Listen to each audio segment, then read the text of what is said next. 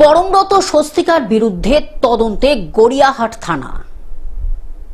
এবার পরমব্রত ও স্বস্তিকার বিরুদ্ধে এফআইআর দায়ের করে তদন্ত শুরু। দুজনের বিরুদ্ধে এফআইআর তদন্তে নামল গড়িয়াহাট থানা। ভারতীয় দণ্ডবিধির 109, 153 এ ধারায় মামলা দায়ের। দুটি ধারার মধ্যে 153 এ ধারাটি জামিন অযোগ্য।